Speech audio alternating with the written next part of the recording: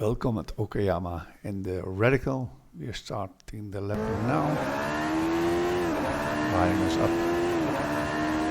Going for the straight. Get on the inside.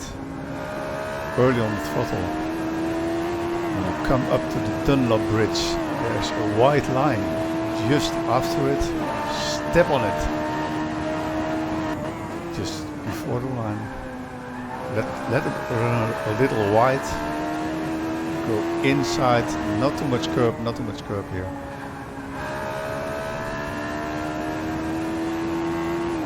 Over this curb, brake late, very late here. So 3 and then 2. Don't short shift into 2. Coming up to the straight, brake at the dark green patch, 70 meters for this corner, and bring it in sharp over the curb. There's the 70 meter mark. Go in sharp over that curb. Now, slightly trail brake for those next corners. You keep the nose down. Early on throttle.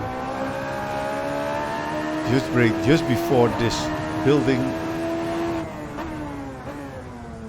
Nose down. Way out. Inside early. Try to keep your speed up here. High up the curb. Next one also high up the curb.